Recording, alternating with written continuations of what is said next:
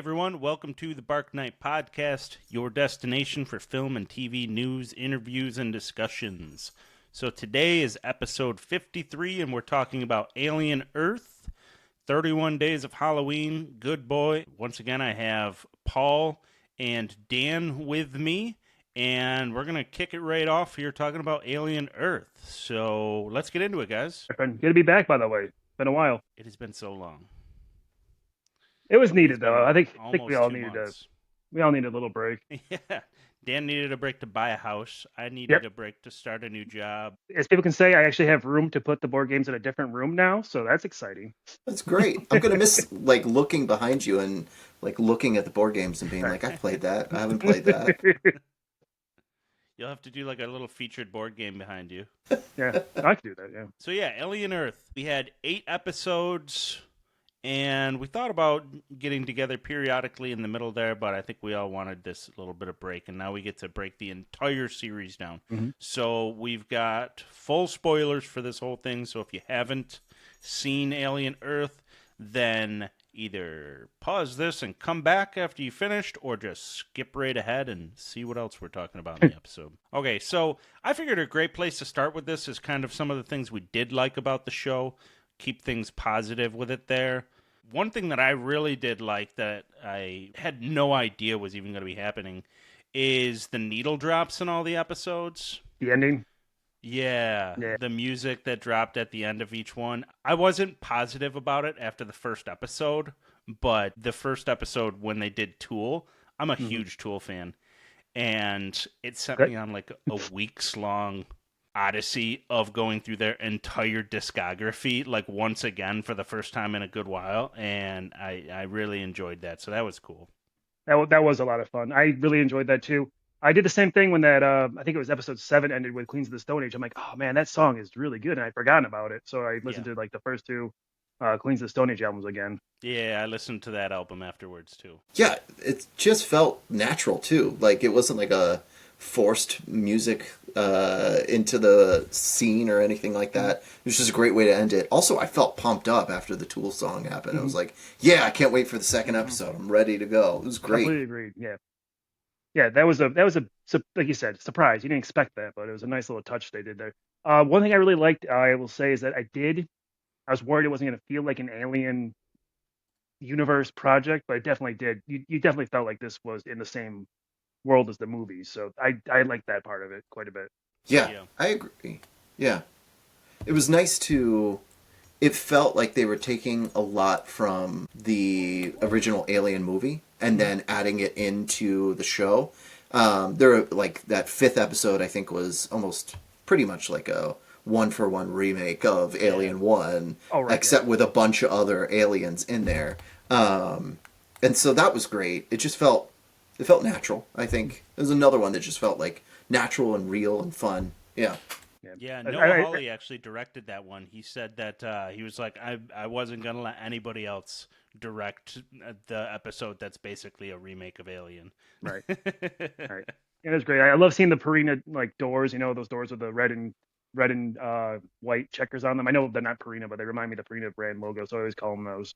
And that's just an iconic part of the world. Is just those. I see that logo. I see that on a door. I'm like, I know what that is.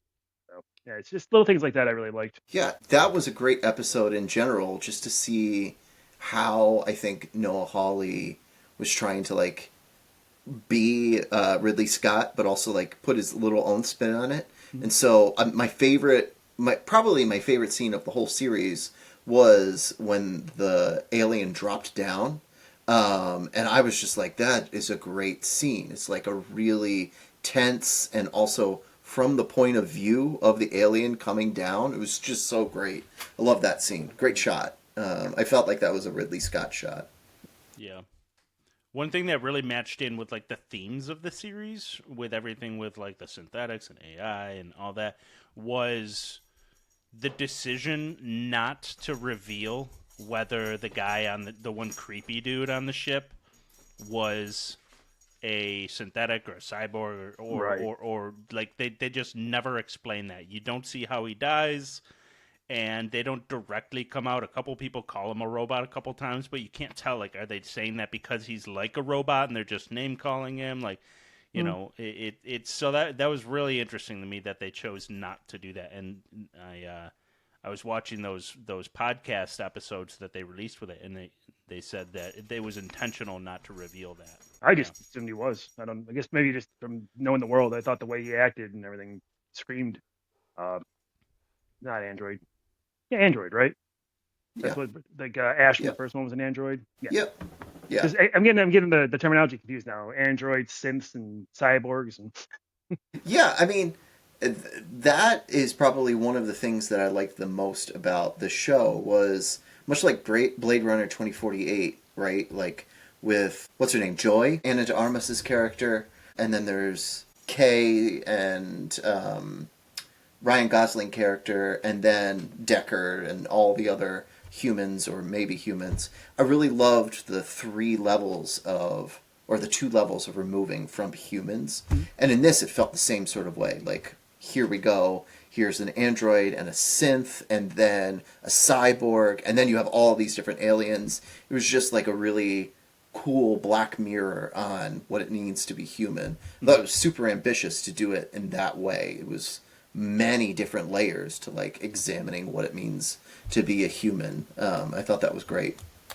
Yeah, and that was an interesting part of it, how much it leaned into the Blade Runner-ness of all of it, because Ridley Scott had said in the past that he, not like officially, but kind of felt like those were in the same or a similar universe together. Yeah. Yeah. So leaning into those themes, I really like that he did that, and I kind of think that Noah Hawley took this as his opportunity to be like, well, I'll probably never do a Blade Runner, so I'm going to do both with this. never do a Jurassic Park. I'm just gonna do it. Yeah. It did feel, I mean, there There's were a some- bunch of different classic sci-fis that felt like they were forced in here. And some of it worked, some of it didn't, but I could definitely feel like the Jurassic Park stuff in there. There's even that one scene that's almost very reminiscent of Lost World, where they're going through the cornfield, and you can see the raptor's tails. You can see the same thing with the alien in Alien Earth, and it, Blade Runner, obviously, but it also felt a little bit like kind of like a Haunted Mansion-esque sort of situation too, on that island, and even like a disaster flick with the plane crash and trying to go in there. Yeah, it felt like you could have put like not 80s, 90s Arnold in this movie, and it would have worked. Oh, 100%.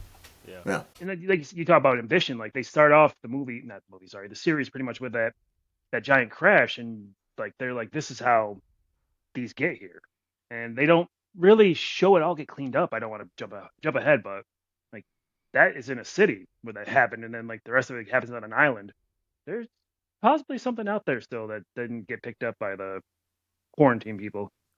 Well, and so, with that being said, one of my predictions is that if there are any aliens that are going to escape in the long run, it's probably the ticks and the flies, right? The Texas, yeah, that's the one I was kind of trying to say without saying, because like they don't show them again after that the crash. Like you don't see him in that laboratory room. I don't think.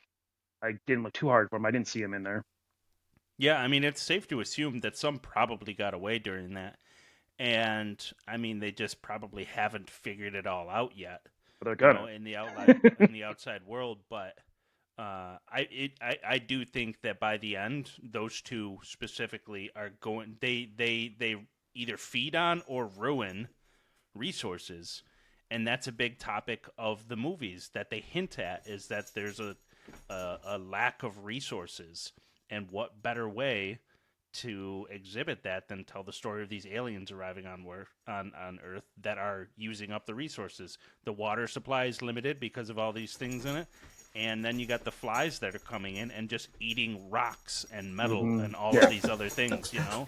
So I that is one of my predictions, that those are going to be. That's where those are headed. Right, and Yeah. the world they built has the 5 corporations running everything. So, as you said, like the resources are going to be probably a thing that will be more prevalent moving forward. So they're going to be fighting over those. You're probably going to get like wars between the different companies that own the world in this version of it. Yeah, it was interesting to me.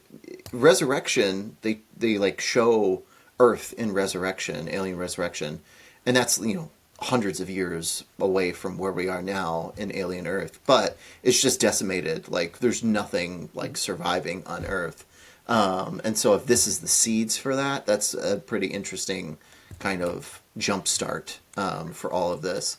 It also feels like I think I've saw the map of what the territories look like, and I know that Prodigy is in Southeast Asia, and Weyland Yutani has North America and South America. Okay. I'm pretty sure, and so it really did feel to me like it was really refreshing, at least, to see this take place in a Southeast Asian kind of environment, as opposed to like North America or South America or like kind of an industrialized Japan or something like that. I liked that pivot. I thought that worked really well for the setting of this series. Yeah, because when Morrow is like wandering around in the city there, it kind of looks like Thailand or something. Is that what that was? I have no idea. I think that I'll have to find the map, but I'm pretty sure Weyland Yutani owns all of North America and South America. They're like that. They just run that. Like Walmart. And Prodigy has Southeast Asia. So I'm pretty sure. I'll find the map. that would check out though. That's the vibe I got from it. Yeah. Was like, if not Thailand, then an area like that. Yeah, that is what it looked like. That's cool. I had not seen a map like that, but that's really cool. I will send it over to you guys, and we'll put it in the show notes. But yeah, seeing it right here. Like Weyland Yutani has North America and South America. Prodigy has like Greenland, and then south of Africa and Southeast Asia. Dynamic has North Africa. Threshold has Europe, and then Lynch has all of Russia and part of China. Dynamic, that's the company that makes like the Ash android from Alien, the first Alien, right? Yes, I'm pretty sure. Yeah. You coming out with the fun facts. And that's another thing about this show is like there's so much lore in Alien, Alien and Aliens, and all of those movies and all of the associated media, and it's just so refreshing and nice to have a show that like leans on that lore, even in some ways just like not expanding on it too much, but just leans on it and says, okay, we have all this stuff. We'll use this as a ground template, and then we'll build on it. I really loved that. Yeah. Yeah, and I think they might be hinting at a lot of the things that happen in the comics, specifically the Dark Horse comics, but there are some things in the new comics that they could be hinting at too. But one of the things that it's from the comics, but it's never really addressed in the movies, is that there's like a psychic connection that's happening between all of the different xenomorph species there. Mm-hmm. And so, like, specifically with the eggs, you can see when Boy K starts walking up to the egg, like, he's, like, honed right in on it. He's walking right up to it. He's putting his face right up to it. And Kirsch is, like, super surprised by that. In the comics, it's explained that the egg is drawing people in, and then it can sense that they're in a certain proximity, and that's when it opens. But that's why, like in Alien Covenant, the captain that goes up to the egg, he like gets his face right up to it, and is like captivated by it, because that's the biology of it, is that it's basically hypnotizing these people, and it doesn't work on everybody, but it does work on a lot of people. And they even I don't know if the shows will ever touch on this aspect of it, but they can even like make people be their like basically human slaves in the comics too. Like a thrall? Yeah, exactly. And so I wonder if they're going to touch on that. Apparently xenomorphs can like communicate with each other like telepathically up to like great distances too. So, you know, there's a ton of lore for them to pull from for all of those things. And I hope they do. I kind of really hope that they dig into Wendy being able to communicate with them more. Right.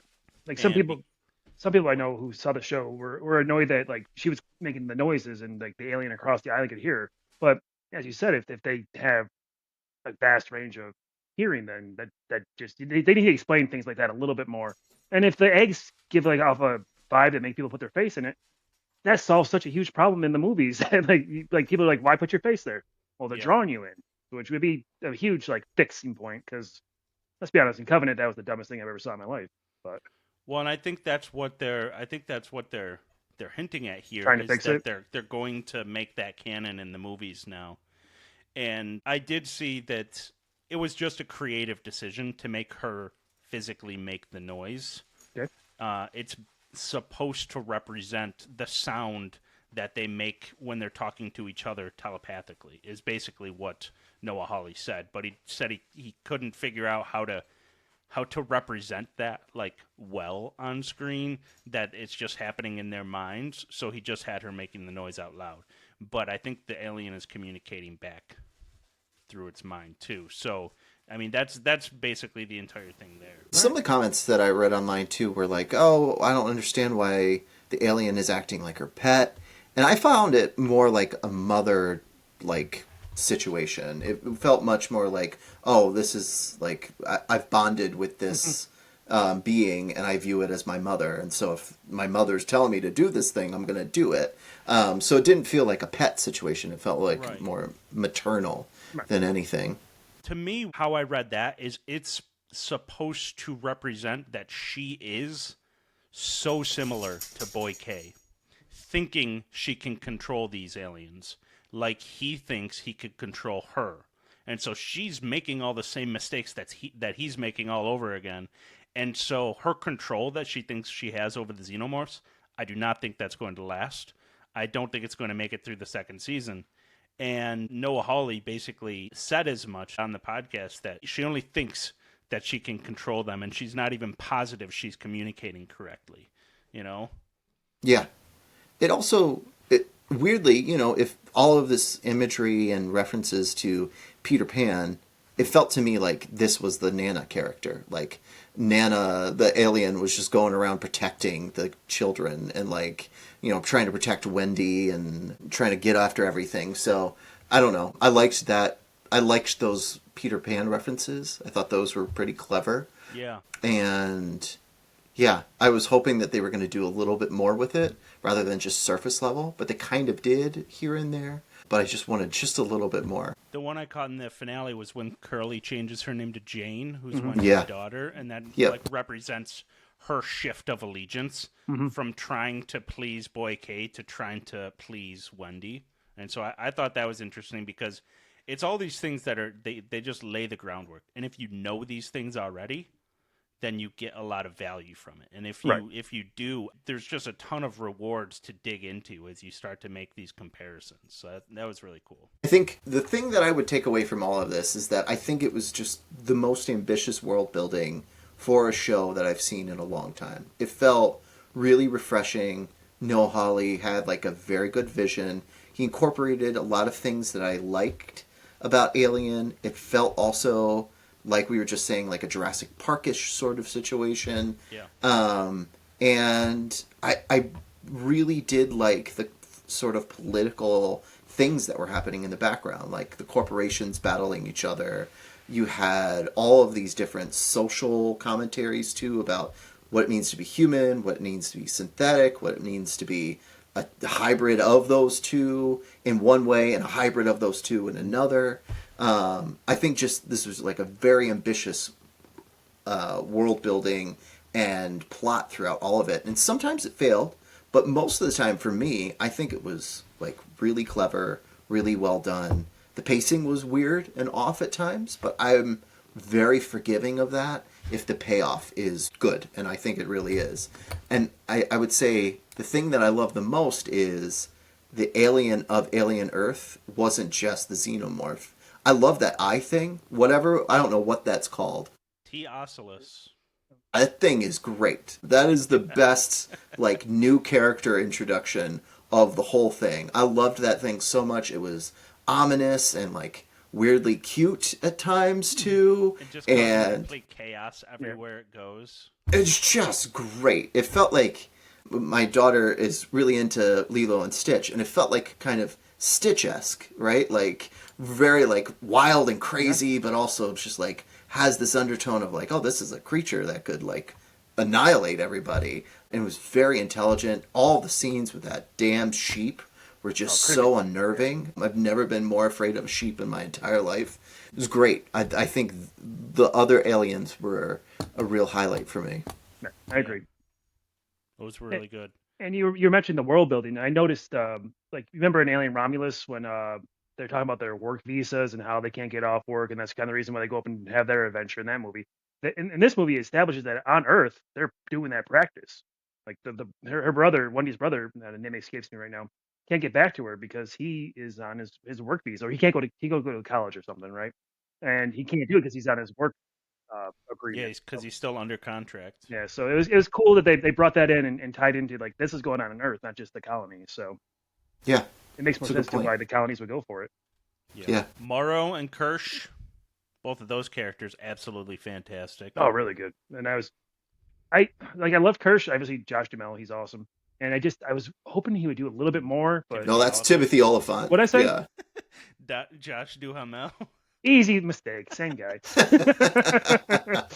My bad. But like, I think, yeah, he's just there to kind of just establish himself for future seasons. I think he did. Not saying he didn't do anything this season, but I wanted You just more lost from some him. cred with the viewers, Dan. That's all right. It's an easy slip up.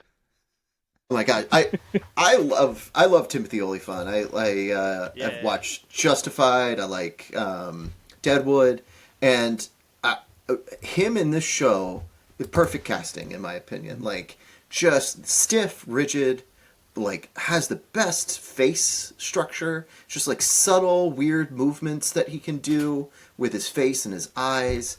The scene where he's on the plane coming back from the meeting with Yutani and is just watching one of the kids die in the lab and just like responds back to Prodigy like, is anything wrong? Is like, nope, everything's fine. Everything's all right. It's just like that scene in itself is really great and sets up this, like, Ash was always so threatening and Kirsch felt kind of protective and threatening in that way, but he has the same vein, like this just inhuman quality about him. And in that scene, it really came out. It comes out all the time in this show, and I loved it. I think it's great casting, great acting.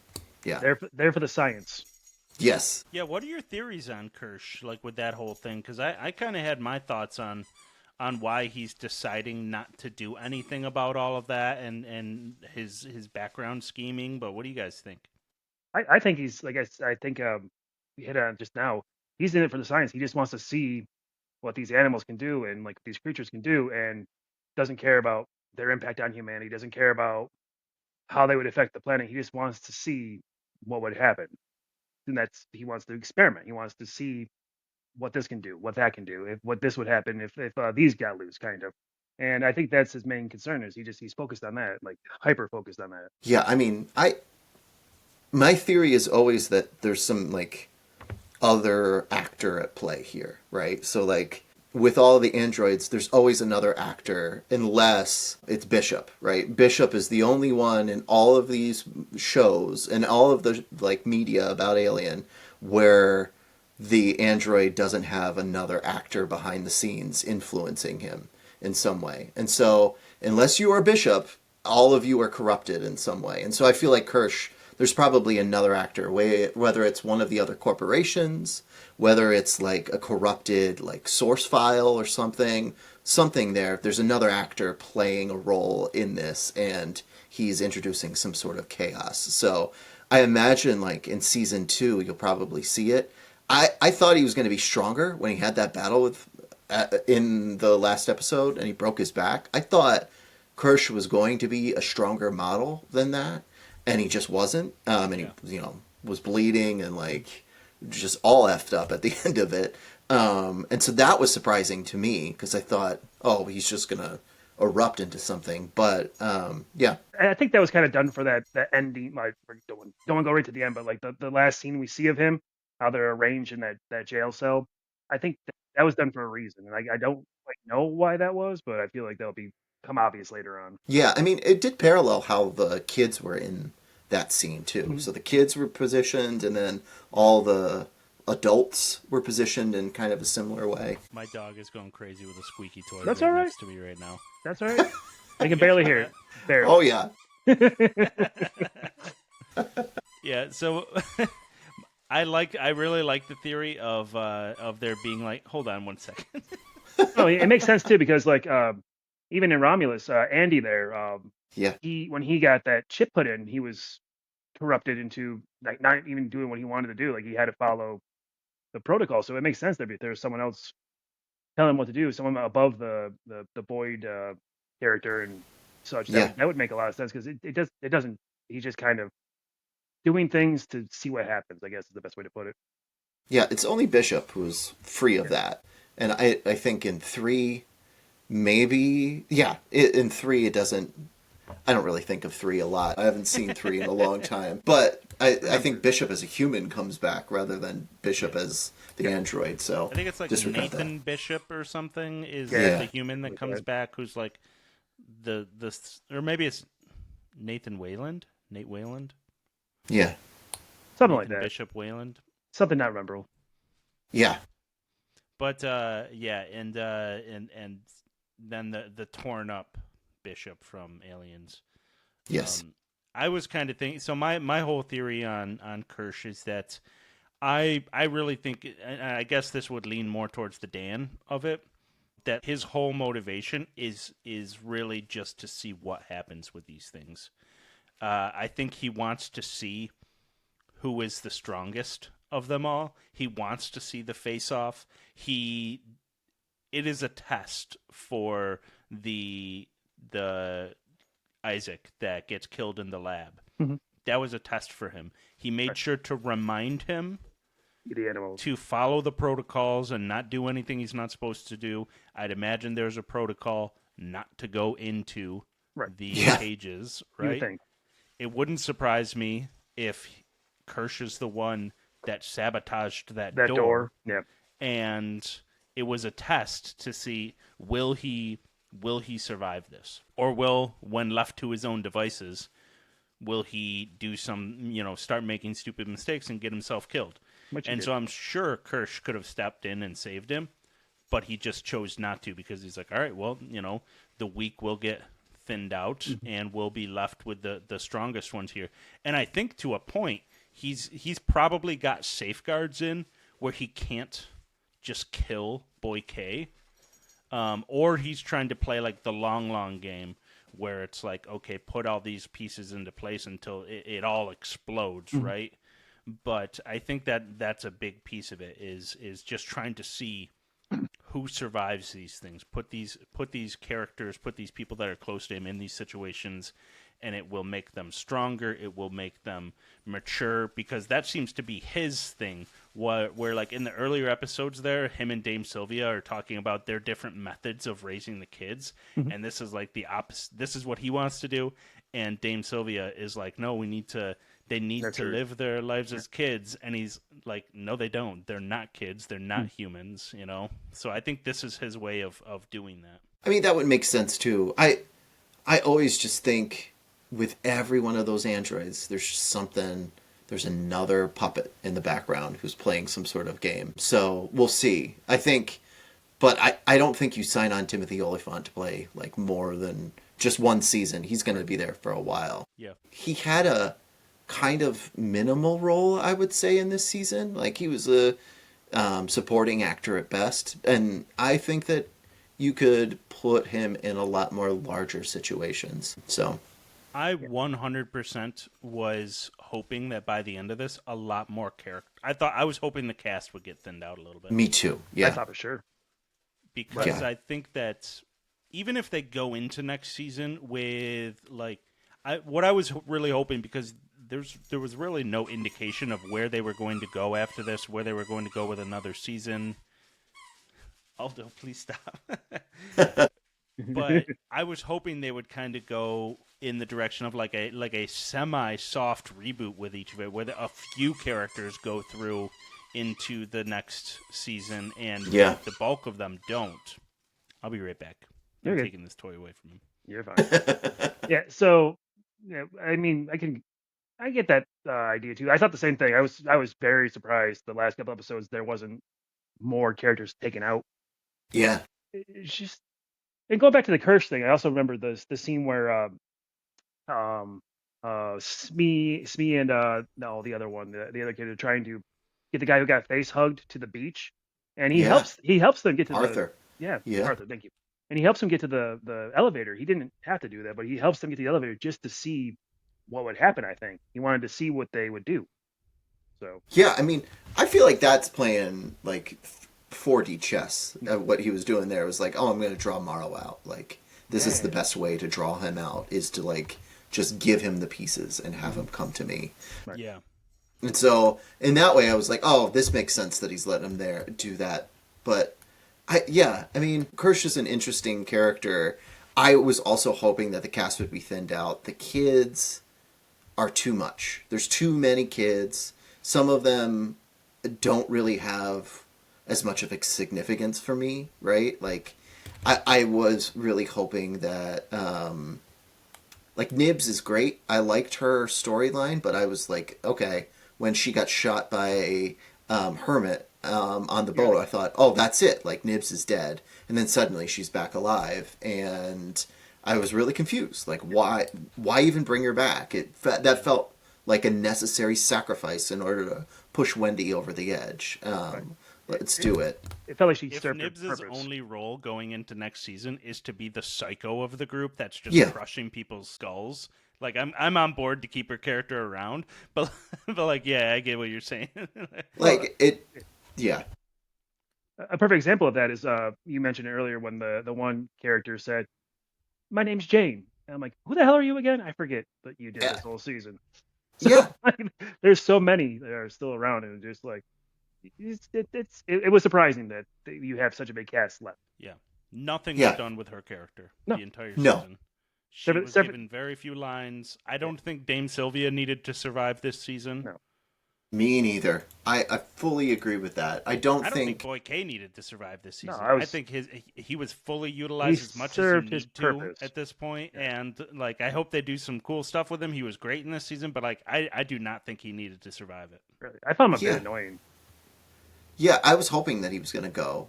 I was weirdly surprised that the alien didn't die. Like, I was thinking the alien was going to Yeah. die. And so there were a ton of things that happened that I was like, I'll just be honest, the last episode was the biggest letdown of the whole show. I just Absolutely. thought there was just so much that was building up to it, It and didn't feel like a finale. no, not at all. It felt like a filler episode as the last Yes. episode. Yeah. And I mean, some of the shots were really beautiful. Like, I will say, I think this is a visually pleasing show. A lot of the shots are really beautifully set up. The sets are awesome. It feels unique. But that whole last episode just felt like, okay, I'm done. Like, I get it. I get what you're doing. And you set it up. I was really hoping that next Tuesday I was just going to see the finale. Like, I was waiting for it. Right. So, Yeah, Well, and yeah. to, It feels to, like right. it feels like we're missing one episode. yes. Yeah. To your point on that too, that last episode, the kids confront the billionaire guy. What was it, Boyd? Boy K. Boy K. They confront him and they're like, "Run!" And he runs, and then he gets a scene with the alien where it doesn't kill him because Wendy intervenes, and they just bring him right back to the cage. It's like, what was the point of any of that? Yeah. So the last episode was the weakest for me, which was really surprising. But you got to take it. You got to take the rest of the episodes together as a whole to judge the whole thing. But yeah, it was weird that the last one was so Yeah. step down. It also step down. it felt weird to me that the Eye took Arthur at the end of the show too, right? Like the last episode, the Eye goes to the beach and finds Arthur and like takes Arthur. Like I've been trying to figure out why that specific person is he taking? Like is the Eye taking? Why are they taking Arthur? Is it because Arthur is dead just From on a the writing beach? standpoint. Yes, like what are you trying to do there? If I were the Eye, I would take one of the Marines, right? Like who are clad in armor. If he gets access to all of Arthur's memories, then he's got the keys to the kingdom, right? Yeah. So that's the thing that I don't know about the Eye. So like, does it get access to all the memories? really don't know does much it about it. like, yeah. Kirsch does. Kirsch knows a lot about it because he did all the studies and like I thought we were gonna do something like that where we got like a little Metroid Prime sort of situation where it was just like a download of like, this is this biology and this is what it does. And we didn't get that yet. And I imagine maybe we'll next season, but. That would have been the perfect way to sort of wrap that up too, is because at this point now, Dame Sylvia is going to have a moment where she sees this Arthur alien thing and is going to completely break down, and that's going to be a thing. That should have just been in the finale. Yes. Yeah. She doesn't need to be there for a whole season. That happens, and then she gets killed by it probably. That's probably what's going to happen. As you said, so people didn't watch. Well, I mean, we're deep in spoilers now, so people should know that Arthur was his. If somebody's complaining about, I didn't know they were married. 30 minutes later, yeah, I didn't know they were married. Okay, they were. But yeah, I thought for sure that's how Boy was going to get his comeuppance was the eye. Like the eye was going to sneak out and just wait for him. Me too. Or something, but yes. Instead he goes to the beach and gets a dead body. After he did try to get the alien, the Xenomorph. He tried, but didn't work out. Yeah. Unfortunately, they don't have eyes. Yeah. Are they on the same planet? I don't know about the lore. Are they from the same planet, the eyes and the Xenomorph? Don't know. I'm not aware. So I don't know much about the home planet of the Xenomorphs. I don't know if they touch on that in the comics. I'm sure they discuss it in there. They've got hundreds and hundreds of comics, but I don't think they mentioned where T. Ocellus is from, though. Okay. Because it would totally make sense that, like, the aliens don't have eyes. Together. Yeah, and the eye can't get to the alien, so it totally makes sense there that they would be kind of natural enemies. Yeah. Like the alien kind of evolved in order to not have eyes so that it wouldn't be taken over by the eye. That makes sense. And early in the season, too, like the eye tries to warn the scientists on the ship about the ticks getting in the water. So I'm not really sure about that. Is that she wasn't warning the scientists about the ticks. She was trying to distract her. Once again, okay. Just like it did with Isaac in the lab. Knock on the glass to distract him. Door shuts. Knock on the glass, and you get the things in the water. That checks. So I'm pretty sure this is just it saw that as an opportunity to sow chaos. That was the first domino that led to the eye finally being free in the end. Like that was the first thing. Like that, the eye did everything. Everything that's happened happens because of the eye doing that one thing right there. That makes more sense. Yeah, for whatever reason, my brain's like, why is he's warning them? He's trying to help. But yeah, no, that makes a lot more sense. Well, and that's kind of how I had read it initially too. And then on rewatch, it's a little bit more clear. And then as you see some of the other things the eye does in later episodes, you start to realize that maybe it's not necessarily evil, but I don't think it cares about human life particularly. And it really is just it's been pulled from wherever its home is and is being held captive by these humans. So these humans are its enemy at this point, despite everything. It's a captive, so it's going to do whatever it can to get out of this situation. Starro. Exactly. I was thinking about that too. I think my other huge, if we're going into qualms, I think my other huge one is I think the writing was really uneven at times. And what I would say in that way is there are some really, really, really strong episodes. I think the first two episodes are really strong as a whole.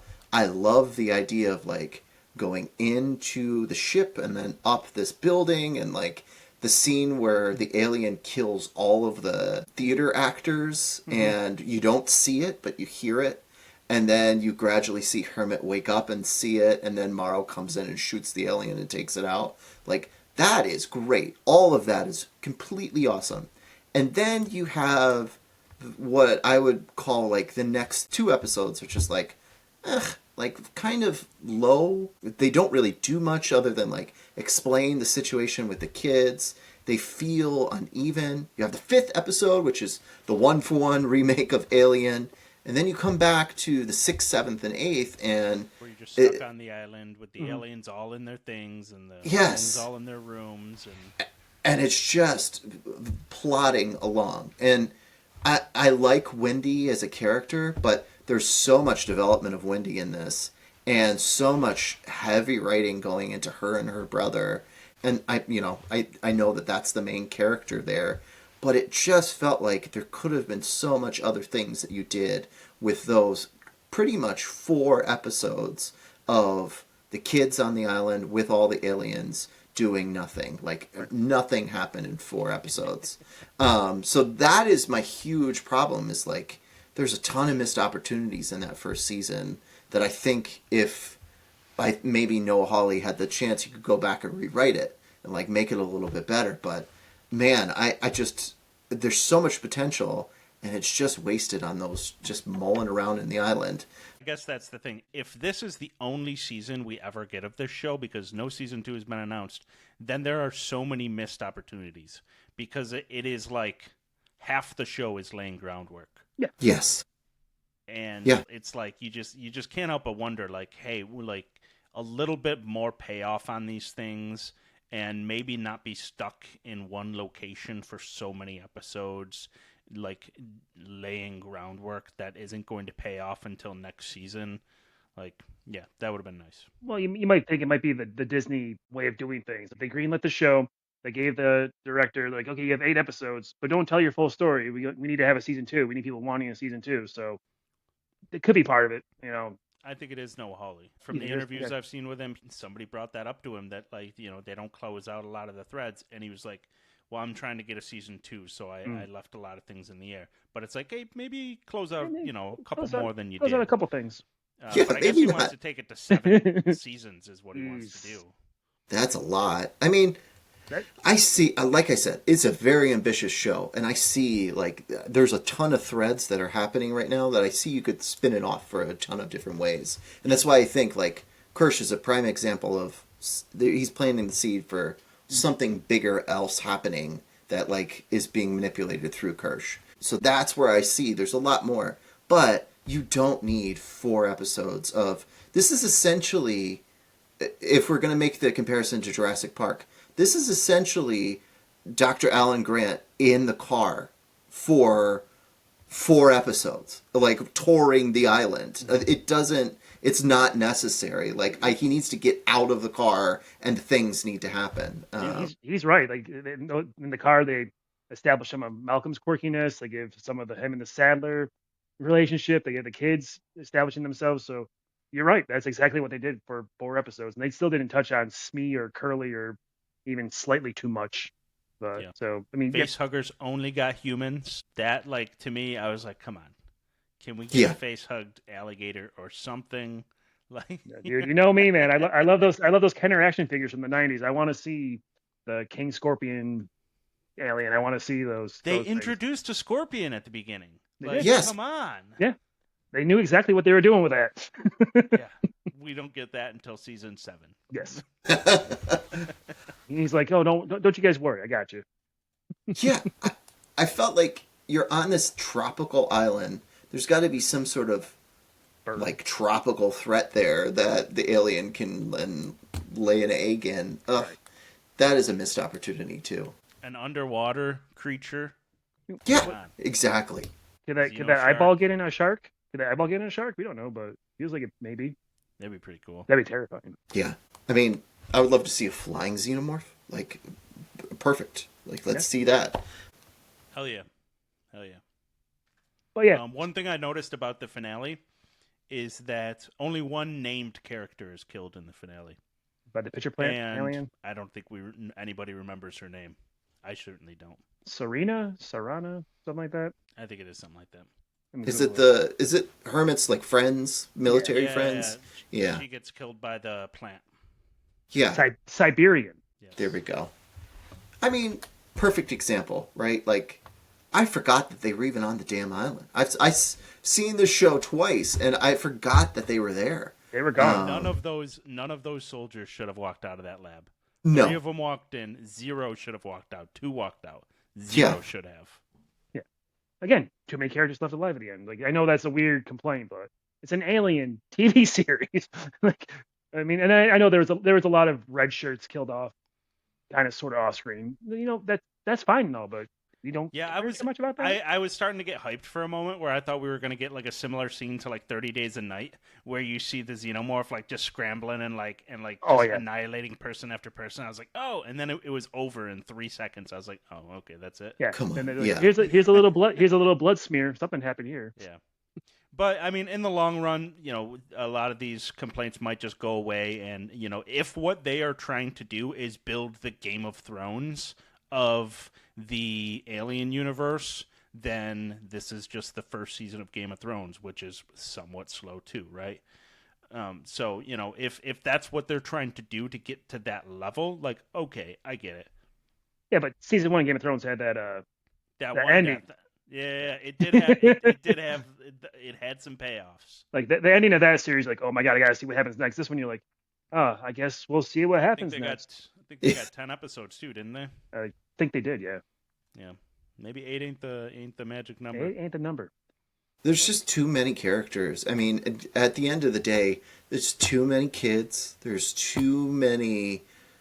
I think it's just mainly the kids. There's just too many kids and too many threads with those kids. And so it just doesn't matter. Like the whole Nib scene where she's like, I'm pregnant. And then they go and wipe her memory. I get that was meant to like push Wendy in a certain direction. But did you need a whole additional character for that? Like, can't you combine some of the kids as characters and do it that way? I mean, Jane and Nibs could have been kind of the same character. I don't know. Yeah. Right. And I think it would have been fine if they had just dedicated more time to developing them better, But like you said, Jane gets nothing.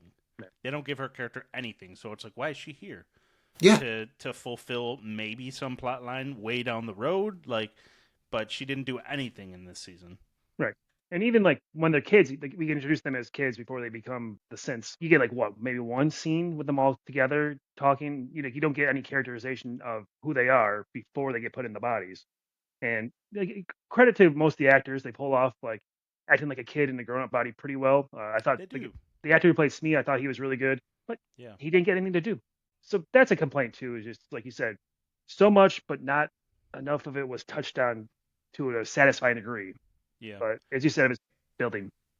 I think like the biggest thing though is that like none of these things ruined the show whatsoever. No. Me. Very good show. I've seen people online that are flipping tables over this series right now. Really? Like the entire Alien subreddit is having a complete meltdown at this moment. Non-stop posts. I had to leave the sub because of it, because that's all it's been for weeks. Is just post after post after post about how this is the worst writing they've ever witnessed, the worst show they've ever seen. And it's like, listen, you must not watch many shows if this is the worst show you've ever seen. I've seen some bad shows, and I've stuck around long for some bad shows. Right. I find it baffling that is the narrative around this show. Like, there's so much positive about it. And we sat for a long time not having any alien media on television, on the screen, anything like that. And in the past 2 years alone, we've had Romulus in this. Like, we are spoiled right now with some alien media. Like, this is great. I am not gonna... I don't love Romulus as much as I love some of the other movies, but I will rewatch it, and I'm very happy that we have that. This, and this I don't think is as good as Alien or Aliens, but I would watch this show over Alien 3 any day. This is great. Especially episode 5. Yeah. Bite-sized Alien remake right there with new characters and different things happening. Yeah. Perfect. Quality episode right there. Yeah. That's an episode you can walk into without seeing any of the rest of the show and just watch that episode and leave and be like, I had a pretty good time. That was great. Yeah. Gonna rewatch it with Holly. I'm excited to. Like it's moved, like, because we have like a list of things we're gonna try to watch.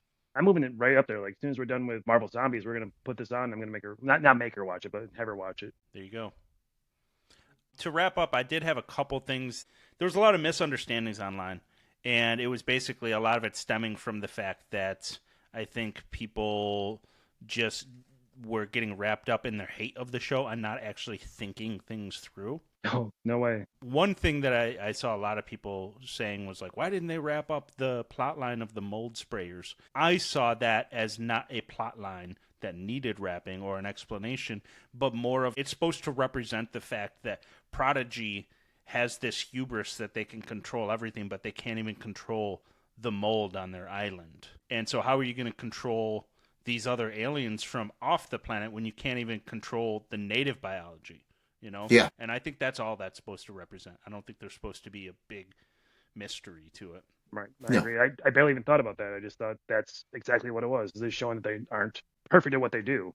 Right. Another thing I saw is some people complaining about why is there a self-destruct sequence on the elevator? And there's not a self-destruct sequence. That No. is the kids messing with Yeah. the soldiers. They're messing Yes. with them. I thought that was so obvious, but I saw a lot of people complaining about it online. Yeah, those are kids. Those are kids. Those are kids being kids. That's stupid to get mad about that. Another one was Boy Kavelier attributes a quote earlier in one of the earlier episodes to the wrong person. I don't remember who it was offhand. Maybe it was Isaac Asimov and Ray Bradbury. But I believe that was intentional by the writers to show that he's not as smart as he looks. Yes, he thinks I mean, he you is. see a lot of smart people do stuff like that all the time. And so that's supposed to kind of represent that, you know, he's a prodigy, right? But doesn't know everything, and he thinks he knows everything, and that's the problem. And Right. that's why he's making all these mistakes, you know?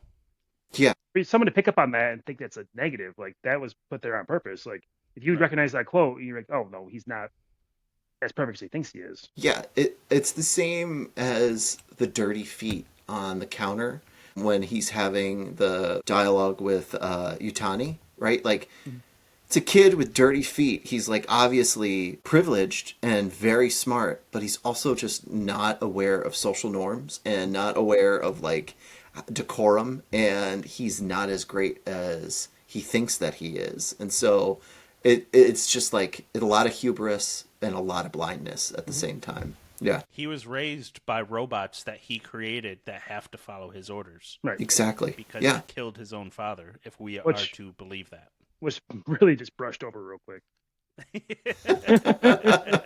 It's like we as you said, we had 4 episodes of them on the island. We couldn't have had like one of the kids find this out, have a whole scene with them together. that's part of like my huge issue is that like Boy Cavalier is way more complex of a character than what they wrote him out to be. You can already see it. Like, I would love to see more of like his childhood. I would like to see more of like, why did he create that android to look like that? Like, that is a severe looking android that follows him around everywhere.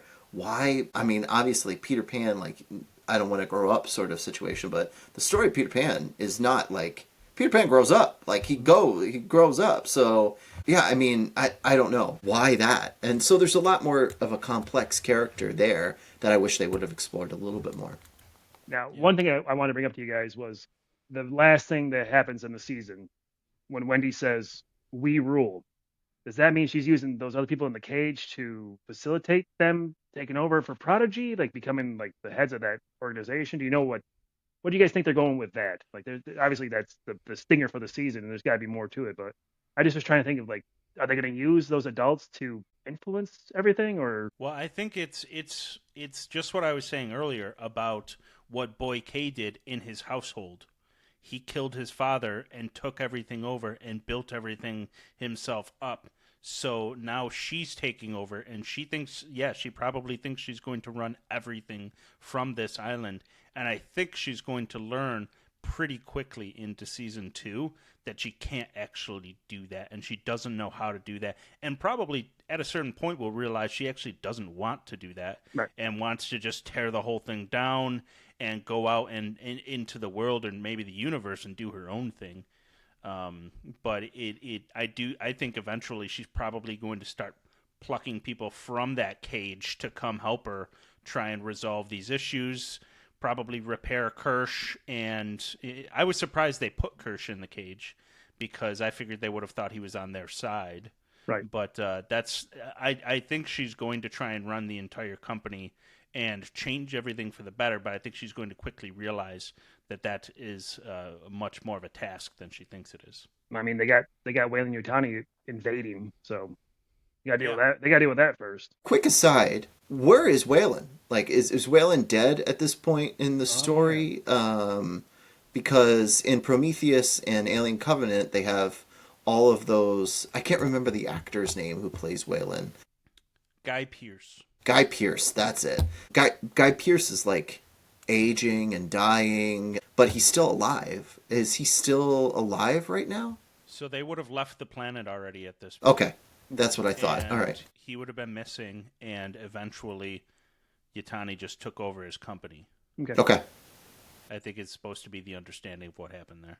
Okay. Perfect. So they don't know. They don't know what happened to Peter Weyland. I'd imagine they just think he went missing one day, and the company fell apart, and there was a hostile takeover. Is what I'm imagining. Okay. Perfect. Could have said in the season. Yeah, I don't know that that's necessarily a story that Noah Hawley cares to tell. He said that That's true. basically he doesn't care about anything that happened in Prometheus or Alien Covenant. He's not going to touch any of that. He's not worried about it.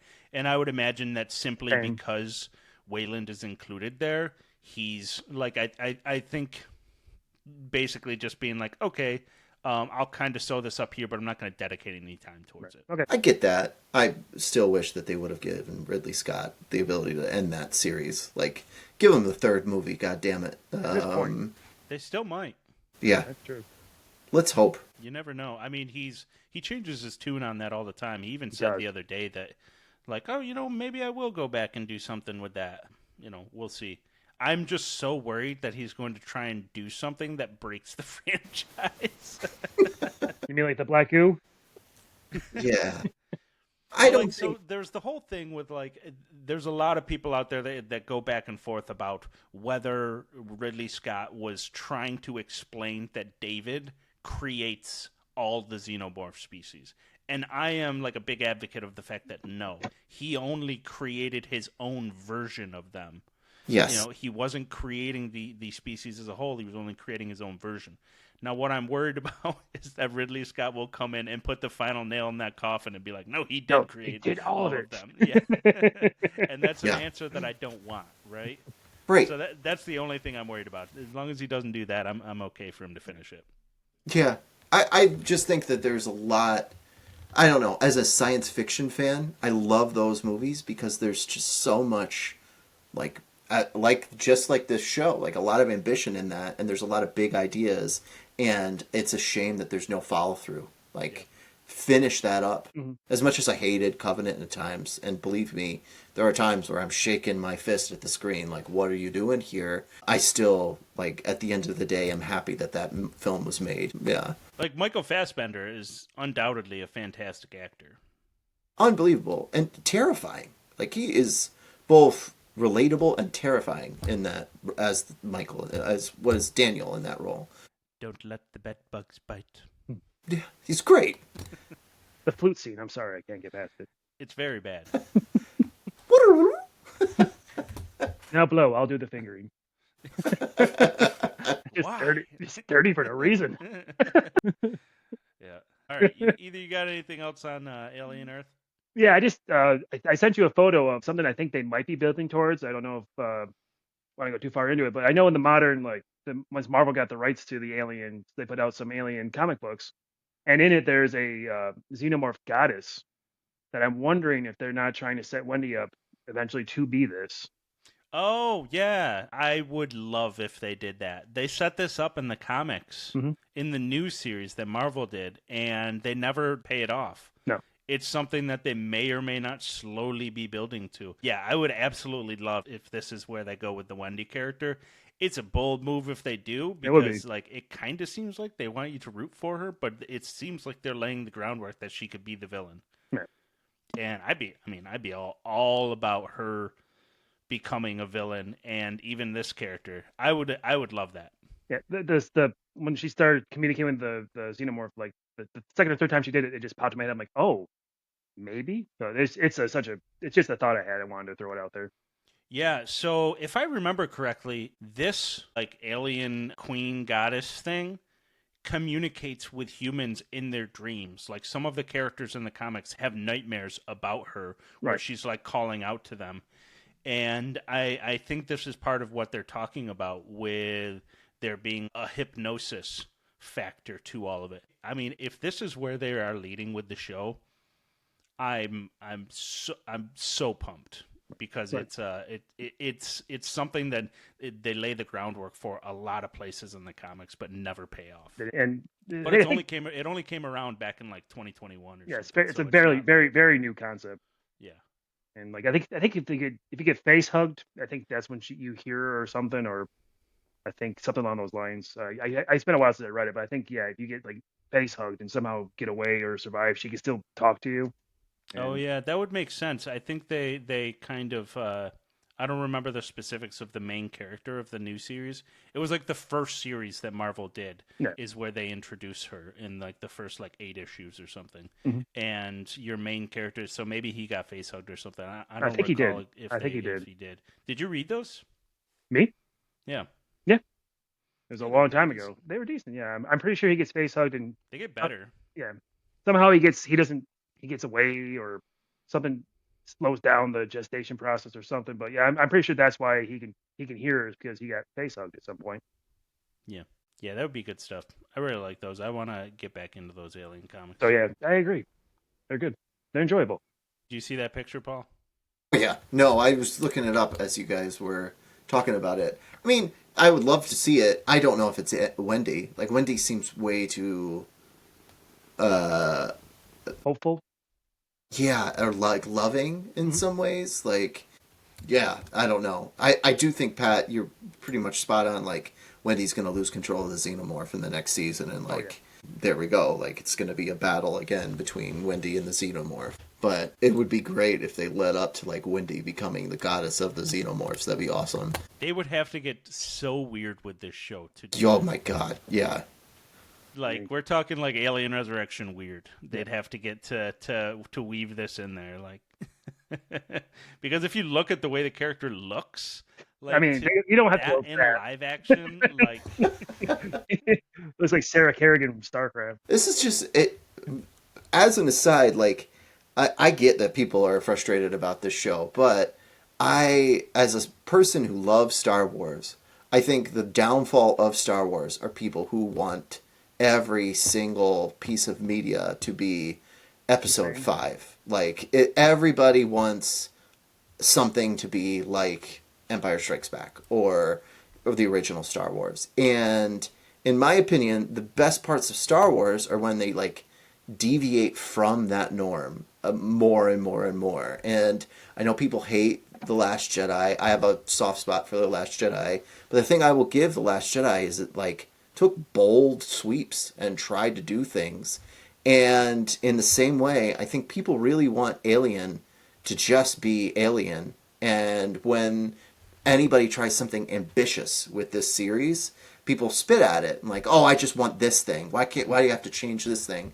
You can't always recreate Alien and Aliens over and over and over again. I love the ambition. I love like the big swings, and sometimes you strike out. And like, I will say, Resurrection is a huge strikeout, but it's an interesting film. When you watch it, you're like, this is crazy. Why there the are some hell? good scenes in it too. I agree. Yeah, like what the hell are you doing? But great, like totally on board. You got Ron Perlman, Winona Ryder, like Brad you got Dourif. some cool, yeah, Yeah. you got some cool things going on. It's not as bad as, but like it's It's like you said, it takes some big swings and it whiffs a bunch of times, but there's some cool Yes. stuff. It's still a watchable movie. that's a good I way to agree. put it. It's way better than 3. I will say I watched 3 multiple times, and I just think that movie, Fincher, all the studio pressure that happened with that movie, all of the things that were interfered there. Fincher's a great director. That movie is not great. It's just really hard to watch.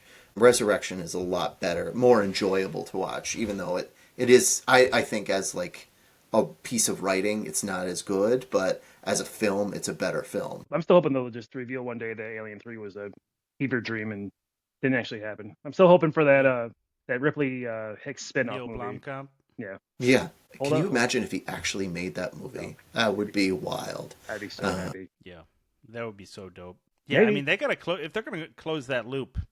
You got to do it soon. Yeah. And that's an interesting thing is that I read too, is that the writer of the most recent series of comics, he was like, I didn't touch any. I reference things that happen in the movies, but I didn't ever reference anything that happened in Alien 3 or Resurrection because those are the ones that I feel like could be retconned, and I do not want my comics to be retconned with them. Okay. So Yes. so I made a point not to do that. That's But smart. he's like from all the talks he's had and all of his experience, he's like though if anything is going to be, it will be those two movies.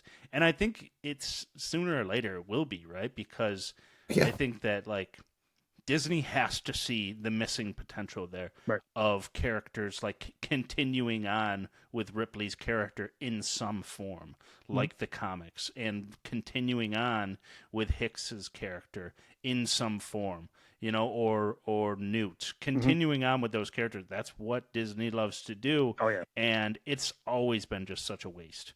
And I mean, especially Newt's character, because 100%. you've never experienced the adult version of that character. Like Right. Sigourney Weaver and Michael Biehn are undoubtedly the actors for those other two. You could dig them up in comic or video game form, but Newt, you can do whatever you want with Right. here because it's not defined by an actor at this point. No. I would agree. Grown up. Yeah. They also, there's a missed opportunity with Bishop. Like, Bishop could come back. You have him just sitting there. I think... You got to do a better job than Rook, though, next time around. I agree. Oh, man. I just think you have to... I think they're going to have to do it sooner rather than later. You have to do it sooner because of Sigourney Weaver. But she's even said she would be willing to come back. I mean, it's a slam dunk. They got her for The Mandalorian. Yeah. And that thing looks like it was made for TV, thrown on the big screen. Michael Biehn was So in The Mandalorian show. Exactly. He's Yeah. already working with both of them. Get them on there. Yeah. All right. I think that's a good place to wrap up the Alien discussion. My final note, did you guys see that Alien, I think it's called Rogue Incursion, Yes. video game coming out in a few weeks? I did. Yeah. You're one Marine trapped on a ship of aliens, I think is the idea, or something like that. Something like that. It's a first-person shooter that's supposed to be like survival horror shooter type thing. They're calling it the Evolved Edition. It's based on a previous game that was VR only. Okay. And they're releasing a new version that is just like a regular game. So I'm pretty pumped about that. I've watched a bunch of videos on it. I'll It's try supposed to that. be Pretty good. I'll try that for sure. I mean, we had fun with the squad-based shooter for a Yeah. while. What was it called? Fireteam? Fireteam Elite. Yeah. Yeah. That's fun. And Isolation is great. I still think Isolation is awesome. I played that a lot. Yeah. Did either of you play Dark Descent? I downloaded it, haven't touched it. Yeah. It was free. My only problem with that is like you've got a squad, but they don't let you have your friends play it with you. That's stupid. Like it's just a couple little AI guys down there, which like you know how useful those guys are generally. Not usually great. Like, hey, I want to play these things with my friends. Like, what are you guys doing? That was a missed opportunity for sure. Yeah, for sure. Yeah. All right. So next up, let's talk about 31 Days of Halloween. So it is here. Halloween has started. At the recording time here, I'm not going to get this published for a few days just because of the stuff I got going on for the next couple of days. But at time of recording, it is October 1st. I just watched my first movie. I published a calendar. I don't know if either of you saw this, but I created a calendar of horror themes, and I set one for every day of the month. And my October 1st was John Carpenter. So I rolled into that. I As you watched would. Prince of Darkness tonight. So I got that one out of the way early. I've been wanting to watch this legit for weeks. And I was like, no, I got to wait till October 1st. So I waited, watched the 4K edition. It was awesome. Big fan of that movie. Might publish a video or something on it. But yeah, so that was my thing. Tomorrow is, I believe, Terror in Space. And I've been trying to decide. I mean, I could, after all we've talked about, I could watch Alien. But I've also been kind of thinking that maybe it's an Event Horizon type That'd thing. be a good one. Nice. That's a good one. I don't know. You guys got any thoughts on that? I know that I recently picked up from Goodwill Virus, and I kind of want to watch that. That's space. Virus. That's space That based, right? is that is not space It's based. That not. is on a ship in the ocean. Oh yeah. No, never mind then. That's I one get. that I don't have that I could add next time around is aquatic based horror. You got that. You got Deep Rising, Ghost ship, Jaws. I don't know. I mean, underwater. I'm probably in the minority here, but I think it's always fun to like throw in Jason X every once in a while. Like, that's a Oh, great yeah. one. Terror in Space. Like, Oh, put yeah. that on there. It's not the best movie, but it is. It was made in a time where I have nostalgia for it. Yeah. It's not trying to be a good movie. It's just trying to be No. Jason X, which is respectable. One could argue Yeah. it's actually trying to be a bad movie. It It is. seems like it most. I would agree. Yes. Yeah, Yeah. This was intentional. It had to have been. I found my gumball machine. Pulled out a couple movies. I watched the first one tonight. I'll put a little synopsis on my story. It's Eight-Legged Freaks. So that was fun to go back and revisit that movie. Hadn't seen that in a very long time. It's not good, but it's fun. Yep. David Arquette. I Mhm. saw that movie at the theater, and I owned the DVD of it. Mhm. My mom's a huge, huge fan of that movie. Yeah, young Scarlett Johansson. Yeah. I was just gonna say Scarlett Jo is in that. Yeah. I have 2 kids, so I can't do 31, but I'm doing 13, and I'm scattering out across the 31. But my first of all the films is at our local theater here, The Little. They're showing Halloween, the original Halloween. So I'm going on Saturday at 8 o'clock to go see that, and I haven't seen that on the big screen ever, so I'm super pumped for that. It's a classic, and you rarely get chances to see that on the big screen. So It's so good too. The music, because that movie's the music in the movie's always it's classic, and like with the surround sound, and you're sitting that's so good in the theater. oh, I can't wait. I haven't seen that on the big screen at all, and I immediately was like, yeah, tickets are purchased. Let's do this. If you put John Carpenter on a screen near me, I'm showing up for it. I agree. Yeah. An iPad, he's there. I might be.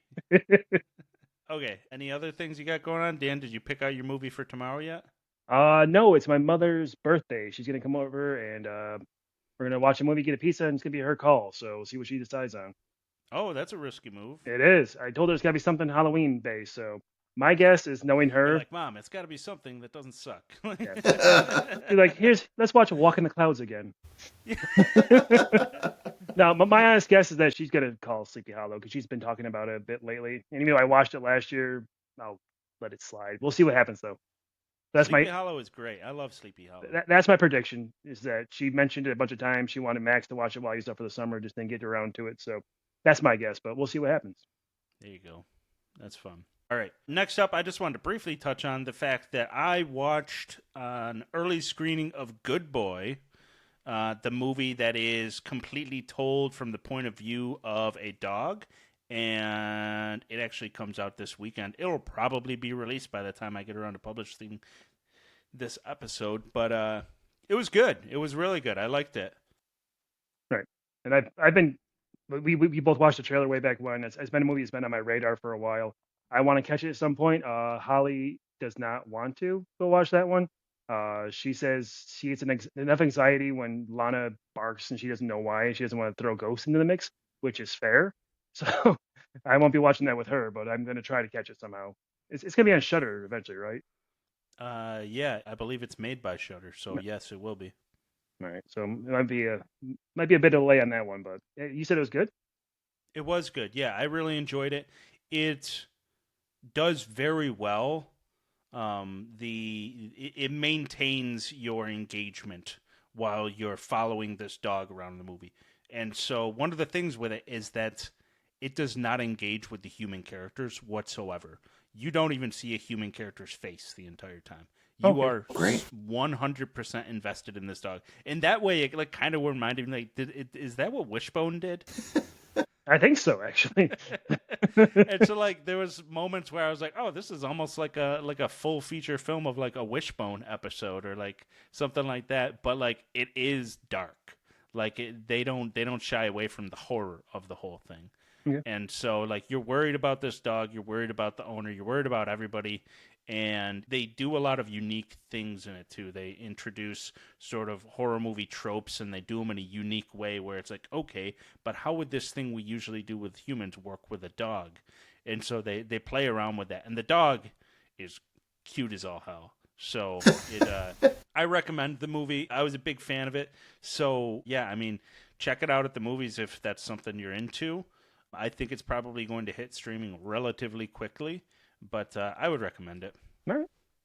Heck yeah.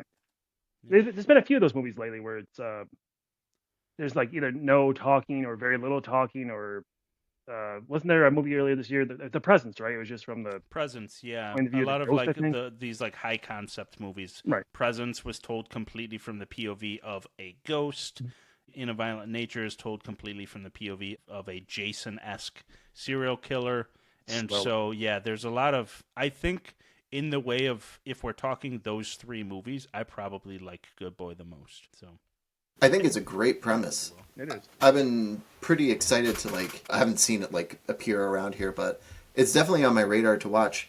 I am excited about horror movies with new and kind of unique premises. I'm tired of just like every horror movie being like a spin-off of Smile. Like any of the AAAs right now just feel like creepy in the same sort of way that Smile does, and it's just getting boring to me. So I would love an influx of new. Right. yeah, and this has like a traditional feel to it. Like it really feels like a ghost story, you know? And so I really like that about it. And it is trying something new and different. It is a little short. It's, I think, like, I forget, like 73 minutes or something.